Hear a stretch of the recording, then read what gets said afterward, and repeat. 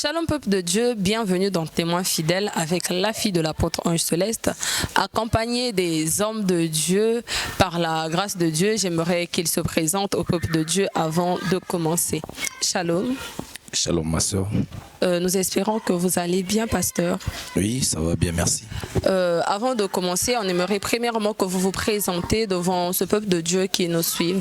Je suis le pasteur Maurice Aigle Messager, le fils de l'apôtre Ange Céleste, le messager fidèle. Merci beaucoup. Nous sommes très ravis de vous recevoir sur ce plateau, pasteur. Merci.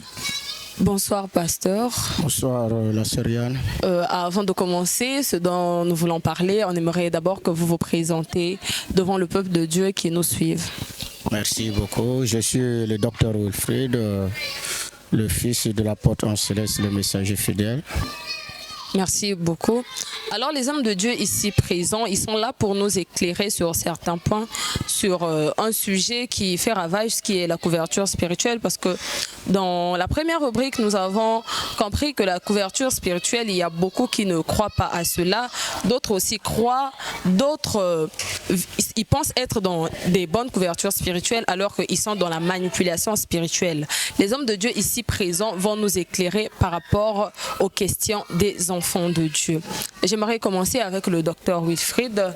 Papa, beaucoup d'enfants se posent pas mal de questions. Alors vous, en tant que docteur de la parole, on aimerait que vous nous éclairez sur certains points. Ma première question pour vous est de savoir comment savoir si ma situation spirituelle vient de moi ou de la couverture spirituelle dans laquelle j'appartiens. Ok, merci la sœur Yann. D'abord, il faut reconnaître une chose, parce que il n'y a pas de spiritualité sans couverture spirituelle. Alors, la spiritualité auquel tu appartiens, tu dois d'abord avoir un père. Parce que dans le domaine spirituel, on ne rentre pas. Mais il faudrait qu'on puisse t'introduire. Et quand on t'introduit, alors on doit te revêtir. Tu ne peux pas t'asseoir, il faut qu'on te fasse asseoir. Et cela, il faut déjà quelqu'un qui est déjà rentré, qui doit te faire entrer. Et à partir de là, tu es déjà convaincu. Tu commences à assister au conseil de la couverture spirituelle auquel tu appartiens. Et à partir de là, tu dois connaître les choses à faire et à ne pas faire. Là, je parle d'une manière générale, parce que quand on parle de couverture spirituelle, d'autres vont m'amener la couverture de Satan. Même là-bas. D'abord, la spiritualité de Satan vient aussi de Dieu. Ah, donc il y a aussi une couverture de Satan. Effectivement, ça existe. Okay. Dans ce monde, la Bible même le dit dans Apocalypse 12, que le monde entier est sous la domination du diable. Donc si tu n'es pas avec Dieu, automatiquement tu es sous la couverture de Satan, le diable. Et c'est lui qui te manipule. Ah, merci beaucoup. À partir de là, tu connaîtras si ce que je suis en train de faire, est-ce que ça provient de ma couverture spirituelle ou d'une autre couverture spirituelle. Parce que si tu n'es pas avec Dieu, ça veut dire que tu es déjà influencé par une autre couverture spirituelle. Et à partir de là, tu vas commencer à comprendre la vie que tu es en train de mener. Est-ce que conformément aux Écritures, conformément à la loi divine, est-ce que réellement ça c'est Dieu ou bien ce n'est pas Dieu, oui. Les œuvres que tu vas commencer à produire. C'est vrai, il y aura des tentations, il y aura des combats. Ce qui est même là, les gens pensent que même quand tu es avec Dieu, tu n'auras pas de combat. Non. Les combats, les tentations, les tribulations, ce sont des promesses. C'est promis dans la Bible. Mais comment ça? Mais parce que la Bible nous dit qu'il n'y a plus de condamnation. Donc déjà, quand on parle des combats et tout, c'est une forme de condamnation aussi. Non, ce ne sont pas des condamnations. Expliquez-vous. Mais quand vous dites, Jésus a dit que j'ai vaincu le monde, ne craignez rien. C'est parce qu'il a combattu. Vous êtes des super vainqueurs. Tu peux te dire que tu es vainqueur sans pour autant combattre. Mais vu que Christ a déjà combattu pour nous, pourquoi on doit encore combattre? Ça, c'est ce qu'il a fait. Nous avons aussi une chose à faire. Okay. Bon, je prends un exemple simple. Les gens, la Bible dit que non, vous avez reçu gratuitement, donné aussi gratuitement. Le salut, il fallait que quelqu'un paye le prix, c'est Jésus. Mais demeurer dans la vie du salut. Mais tu as quelque chose à faire. Okay. Nous avons notre part, Dieu aussi a sa part à faire. Pourquoi on nous demande la foi? Il fallait dire que non, nous on ne peut plus croire, donc Jésus a tout fait, donc il n'y aura plus de foi. Non, tu dois faire quelque chose. Merci beaucoup, pasteur. La parole. J'ai une deuxième question pour vous. Peut-on rester fidèle à une église tout en étant spirituellement stérile? Bon, oui et non. Expliquez-vous, parce que nous voyons parfois, il y a des gens qui sont dans des églises, mais après tu sens que sa vie ne change pas, il est le même. Oui, il y a des gens qui sont comme ça, il est dans une église, mais la vie ne change pas. Mais vous savez, la vie est faite de niveaux. Pourquoi on nous demande la foi? C'est pour grandir spirituellement. Il y a ceux qui refusent de croire même ce qu'on leur enseigne et leur situation est stationnaire. Vous voyez? La Bible dit le juste vivra par la foi. Je peux même extrapoler, le juste vaincra par la foi. Et si tu n'as pas la foi, tu es manipulable. Tu vas vivre ce que Job avait vécu et après tu vas commencer à aller dans les délires. Tu vas commencer même à condamner Dieu, alors que Dieu n'est pour rien. C'est ça le problème. Il y a des gens qui viennent à l'église, qui se sont habitués à Dieu. Au lieu de croire à ce qu'on fait, ils croient maintenant aux hommes. Et à partir de là, leur situation est compliquée. Ils sont à l'église, mais ils ne produisent rien. Mais comment ne pas croire à l'homme, vu qu'on dit que la couverture spirituelle, c'est le Père spirituel. Le Père spirituel, c'est l'homme. Mais c'est là où nous avons dit qu'ici, il y a à manger, à boire. C'est là, il y a d'autres personnes qui ne croient pas. Ils pensent qu'il a le Saint-Esprit. L'homme de Dieu aussi a le Saint-Esprit. Lui, il ne croit pas en lui. Il croit. Bon, quand je parle là, tu m'écoutes parce que j'ai parlé. On parle de Dieu. Il est où? Pour que tu connaisses qui est Dieu, il faudrait que quelqu'un te montre qui est Dieu. Si c'est pas Christ est descendu pour nous montrer qui? Le Père. Il dit à tout le monde, celui qui m'a vu a vu le Père. Si vous croyez en Christ, vous croyez aussi en Dieu. Ne pas croire à Abraham, c'était pas ne pas croire à Dieu. Depuis la fondation du monde, Dieu n'a jamais eu un corps. Il a toujours utilisé le corps de l'homme pour diriger d'autres corps. D'abord, je peux extrapoler. Dans la Bible, on dit souvent que l'homme de Dieu, il n'y a qu'une seule personne à l'église. Hein. Expliquez-vous. Le reste, c'est des animaux. Dans l'église, il n'y a qu'un seul fils de l'homme à l'église. Expliquez-vous, le reste, c'est des animaux. La brebis, c'est qui? C'est un animal qui n'a pas d'intelligence, qui doit être dirigé par un berger. De la même manière, dans l'herbe ou bien là où on amène les brebis, qui dirige? C'est un homme. Et le reste, c'est qui? C'est des animaux. C'est une image. Ok, donc voilà. Ne pas le croire, c'est ne pas croire en Dieu. Ne pas l'écouter, tu vas tomber dans le trou. Et puis tu vas commencer à pleurer et c'est toujours lui qui a le bâton et la houlette. Voilà. Mais toujours dans le cadre de la stérilité, dans le cadre de la brebis, comme vous venez de le dire, quand une brebis n'arrive pas à produire, est-ce la faute du berger qui le conduit ou sa faute à lui-même? Le berger a une responsabilité, lui aussi, il a sa responsabilité.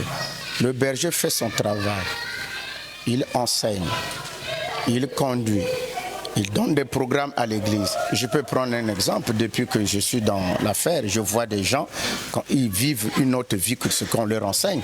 On donne les programmes à l'église, mais pourtant, quand on donne les programmes, c'est pour leur maturité spirituelle, pour qu'ils grandissent spirituellement, mais ils ne le font pas. Et alors, voilà, c'est ça là les conseils. Il y a des chrétiens qui sont des têtus.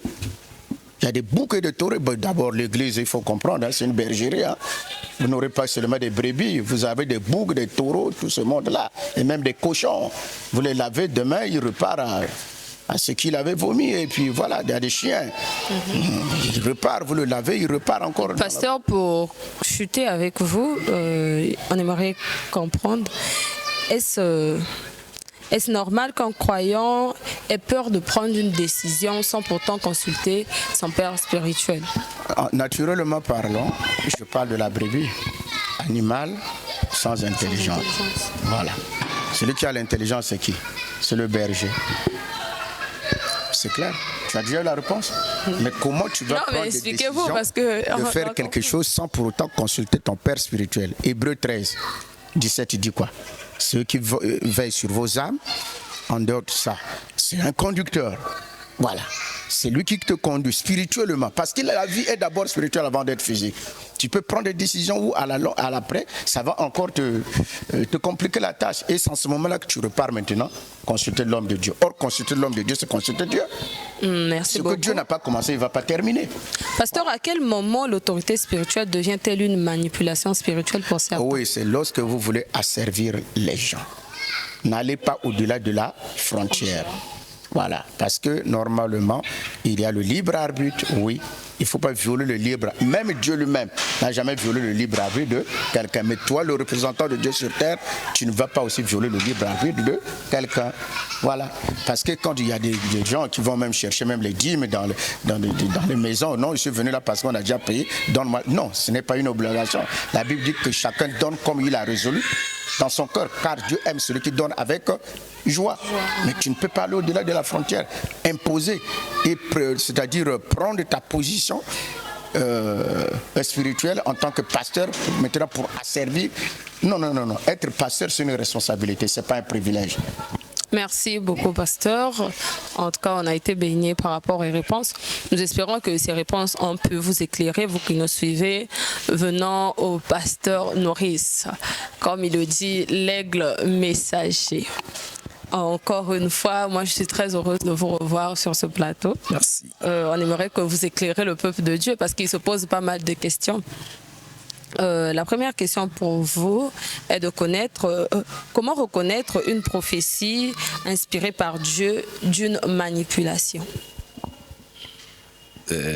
D'abord, avant de vous répondre, je salue la présence d'un patriarche, d'un père, le prophète Elie Mbemba, qui est aussi l'une des grandes personnes. Nous le salissons de loin, comme il dit, la force tranquille. Amen.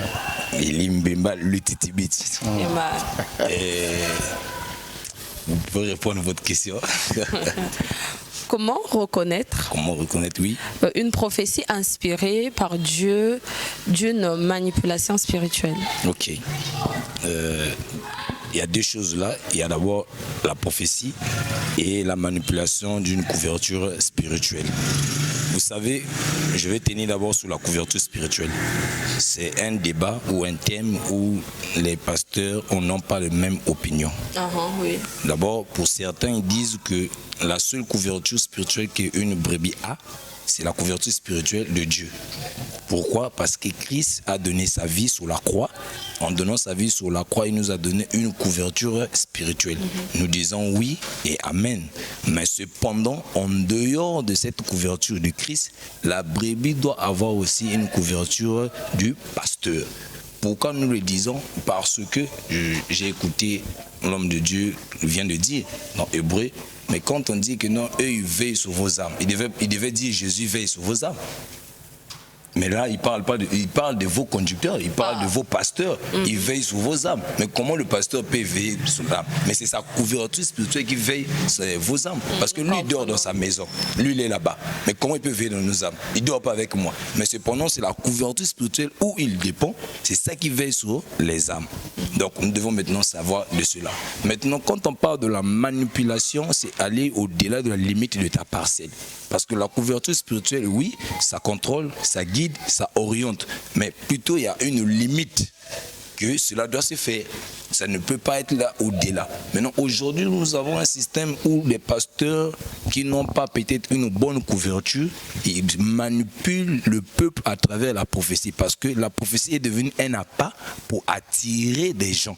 Vous savez, aujourd'hui, quand on parle de l'église, là, la prophétie, c'est tout le monde qui va sans discerner. Attirés par les prophéties. Voilà. Donc, apôtre Paul va nous dire que non, que nous devons discerner des choses. Voilà pourquoi nous, on dit ici, comme notre Père l'a toujours dit, dans l'église, il peut avoir tous les dons. Mais le don qui est au-dessus, pas dire au-dessus, mais le don qui ne doit pas manquer parmi ces dons-là, c'est le don de discernement. Oui. Quand on te donne une prophétie, tu dois discerner. Est-ce que ça cadre à travers aussi la parole? Je ne crois pas de tout mon cœur qu'on peut te donner une prophétie qui ne cadre pas avec la parole. Dieu soutient toutes choses par sa parole. Donc si la prophétie ne cadre pas avec la parole, c'est une manipulation. Mais si ça cadre avec la parole, il n'y a pas la manipulation. Merci beaucoup, pasteur. La seconde question pour vous est de savoir quel est le fruit qui prouve que la couverture spirituelle est sainte et véritablement celui de Dieu. Bon, d'abord, une bonne couverture, on la voit à travers sa façon de faire. Expliquez-vous. Oui, vous allez voir que dans une couverture spirituelle, ça, comme je le dis, ça guide, ça contrôle, mais ce n'est pas excessif. C'est pas du genre que on te force des trucs, non. Mais tu vas comprendre là où il y a une mauvaise couverture. Aujourd'hui, les pasteurs ont fait les abus, les pasteurs ont fait beaucoup de choses sous le nom de la couverture. Imaginez, j'ai écouté une prédication, le pasteur dit que j'ai une sémence royale. Ou si une femme n'a pas d'enfant, il vient chez moi, je peux lui donner une sémence royale. Au nom de la couverture, les sœurs, les mamans se laissent faire. Donc c'est déjà, là, c'est pas une bonne chose. Est-ce qu'il est permis au pasteur de coucher avec les femmes de Trouy? Non. Quelle est cette couverture spirituelle? Quelle est cette fonction de faire? Alors c'est ainsi que nous, on a toujours dit qu'est-ce qui est écrit. Donc toute chose quand tu le fais, tu ne le fais pas avec la parole. En ce moment-là, on dit que non, ce n'est pas une bonne chose. Mais la bonne couverture va te contrôler, va t'orienter, mais pas un contrôle qui va au-delà. Non, pas un contrôle. Non, tu as toute ta liberté. Merci. Même la bonne couverture spirituelle, tu peux quitter l'église. Tu ne verras pas qu'on va peut te maudire. Non. Donc les gens se libre arbitre de quitter l'église. Quand une brebis quitte l'église, ça pose pas problème. Mais ça n'a pas commencé avec nous, ça a commencé avec Christ. Expliquez-vous parce que. Mais oui, mais un jour Christ est dans son église, il va commencer à prêcher, il va commencer à dire, les gens commencent à partir. Mais Christ n'a pas maudit ces gens-là. Au contraire, il va demander encore aux autres, mais vous restez quoi? Les autres sont partis. Les 12 vont dire que nous, on a compris que non, tu as une bonne couverture, voilà pourquoi on ne peut pas aller. Donc ceux qui partent, c'est ceux qui ne comprennent pas vraiment la couverture. D'abord, je vais dire quelque chose que mon père spirituel, l'apôtre Céleste, a toujours dit, que chaque pasteur a ses brebis que Dieu l'a destinées. Yes. On va te dire les disciples de Jean, c'est-à-dire que ces disciples étaient pour Jean. Il y a eu des disciples de Christ, voilà pourquoi. Donc il y a des gens dans ta commission que Dieu t'a donné. Tu ne peux pas diriger tout le monde là. Non. Donc il y a des gens qui vont te quitter non seulement donc, parce en d'autres termes, il y a des brebis dedans. Voilà. Ils ne vont pas te quitter parce que tu es mauvais, mais ils vont te quitter parce qu'ils ne sont pas concernés de la chose. Et puis je vais te déposer même quelque chose. Merci. Chaque pasteur a toujours sa nourriture. Est-ce que ces brebis sont prédestinées à manger cette nourriture? Tel que nous, si tu viens chez nous, il y a la manne. Mais si tu n'es pas assis dans la manne, tu vas te perdre. Donc, la nourriture a été destinée par rapport... J'ai écouté, on a parlé des brebis. Maintenant, si les brebis, vous ne les donnez pas les feuilles de pâturage, comment ils vont manger? Donc ça veut dire que si les gens te quittent, ce n'est pas parce que tu es mauvais. D'autres vont quitter parce que ce ne sont pas leur place. Oui, d'autres vont quitter par l'ignorance. D'autres vont quitter. Donc il y a des brebis qui vont faire la marche et ensuite le site, c'est en train de partir. Merci beaucoup. Pour chuter, pour clôturer, j'ai une question comme ça pour vous. Ouais. Si demain votre père spirituel vous demandait quelque chose qui est contraire à votre conviction biblique, vous allez obéir à votre père spirituel ou à Dieu? Waouh! La question là, elle est pertinente. En même temps, il y a le piège à l'intérieur. Mais par la grâce du Seigneur, on va faire des choses bien. Attends, Pasteur Norris. Elle a parlé d'une conviction biblique. La conviction biblique que nous l'avons eu d'abord chez qui? Ce n'est pas chez le Père spirituel. C'est lui qui nous enseigne la doctrine. Maintenant, quand il te demande quelque chose, mais je pense que c'est quand il va te le demander, c'est selon ce qu'il t'enseigne. Mais quand tu te dis que non, selon votre conception biblique, mais nous, avec le Père, on a la même conviction biblique. Donc, tout ce que le Père vous demandera de faire, pour vous, ça sera juste? C'est obligatoire. Mais attends, je veux te dire quelque chose. Depuis quand Abraham, à cette époque-là, Abraham est Dieu? C'est clair, non? Depuis quand Abraham avait corrigé Dieu? Dieu lui demande son fils. Et il dit que non, donne-moi le petit là, en sacrifice. Abraham avait refusé. Non. Mais au fond de son cœur, il disait, oh, l'enfant que j'ai vu avec ma pierre là, j'ai payé le prix pendant combien d'années j'ai attendu? Dieu me demande encore cet enfant-là. Mais Abraham a obéi. En réalité, celui qui siège au conseil divin avec le Père, quand le Père demande quelque chose, c'est qu'il le sait déjà. En tout cas, Abraham savait déjà. Vous essayez un peu donc, de nous quand le Père te poserait une question, aussi. De dire que non, je veux que tu fasses ceci, tu dois d'abord obéir. Parce que qu'est-ce qui se passe, que ça soit en bien ou en mal, le plus grand problème c'est quoi? C'est d'abord obéir. Le reste, ce n'est pas ton problème. S'il arrive les conséquences, te pousse dans la malédiction. Non, ça va retomber sur le Père. Pasteur, j'aimerais que vous, vous parlez un peu par rapport à cette question. Comme je l'ai dit, cette question-là, elle est elle est un peu pertinente, mais par la grâce du Seigneur, nous allons parler de ça. Le Père spirituel te demande quelque chose, c'est ça? Voilà. Et après? Et cette chose-là, si elle est contraire à votre conviction. Elle est contraire à ta conviction. Mais le Père te le demande. Ok. D'abord, quand on donne nos vies chez les pères spirituels, ils deviennent nos conducteurs. N'oubliez pas ça. Quelle est la chose que le Père t'a demandé? Est-ce qu'aujourd'hui, si le Père spirituel te demande de prendre le poison, tu vas boire? Tu vas boire? Non. Ah, ça, lui, même le Père connaît que c'est mauvais. Ça va le tuer. Ce n'est pas parce que c'est le Père spirituel. Voilà. Mais s'il te demande, si moi peut-être que je ne suis pas chrétienne, je veux dire que non, il me demande ça, je ne crois pas à la parole et tout. Mais j'arrive, c'est par rapport aux dispensations. Est-ce que, voilà la question que je t'ai donnée, le Père t'a dit, on prend le couteau, c'est le Père spirituel, prends le couteau, va tuer ta maman. Toi en tant que fils, ou nous en tant que fils. Est-ce que c'est d'abord biblique? Quand tu te demandes ça. Avec le Père, quand je le dis, c'est différent. Le Père, quand tu donnes une doctrine, c'est-à-dire que le Père montre le faire, le Fils ne vient pas pour corriger. Mais quand le Père demande quelque chose, ça doit cadrer avec la parole. Moi, en tant que fils, écoutez, ça vient de tomber. Bon, attendez, l'apôtre Ange m'a toujours dit, nous sommes dans une époque où le livre du maître se trouve entre les mains des fils. Je ne peux pas être un chrétien aberré qui va dire seulement oui. Non, on n'est pas des béné oui. Mais nous, on doit être comme les préciles. Quand vous prêchez là, on doit récupérer Apollos. Est-ce que ce que tu as dit cadre avec la parole? Attends, c'est ce que le Père... la sœur Yann. Merci, pasteur Noré. Je vais te compléter là. J'avais suivi à la télé un pasteur, un prophète qui avait demandé de prendre, je crois bien c'était la machette, d'aller tuer sa femme et son enfant. Je pense que c'était une histoire comme ça. Mais les deux ont fini où? En prison. Et le pasteur est celui qui avait exécuté. Mais voilà, c'est là où je dis que si le Père demande ce qui est mauvais, ça veut dire que vous deux vous serez comment? Voilà pourquoi il faut savoir faire le choix.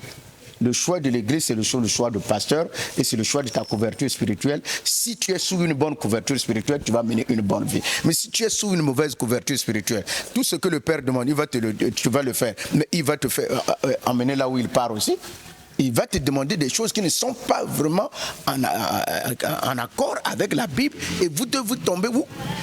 Dans le même... J'aimerais apporter une sagesse. Maintenant, à quel moment le Père peut te demander quelque chose qui ne cadre pas avec ta volonté, mais tu le fais? Imagine. Je donne un exemple charnel, avant de rentrer spirituel. Ton père prend l'alcool ou bien il fume. Mais toi, dans ta doctrine, ça ne cadre pas. Il te demande d'aller faire. Qu'est-ce que tu dois faire? Tu obéis, mais c'est après que tu peux dire à papa, pour ne pas détruire ma foi. Ça, là, ça ne cadre pas. Ce n'est pas déjà de l'obéissance, de la désobéissance. Non. Tu as fait d'abord sa volonté. Tu fais d'abord et après tu reviens. Après, tu lui dis que mais là, avec ça ne cadre pas. Si tu ne me donnes pas un amen, Jésus-Christ me donnera un amen. Parce que son père lui a dit que toi, tu dois être une brebis pour se sacrifier.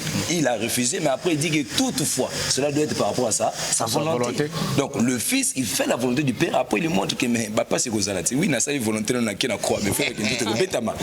Mais alors, merci beaucoup aux hommes de Dieu. Par faute de temps, on doit s'arrêter par là. Alors, nous espérons que ces réponses ont béni les enfants de Dieu qui nous suivent de partout. À nous revoir dans la prochaine rubrique de cette émission. Que Dieu soit avec vous. Merci. Merci.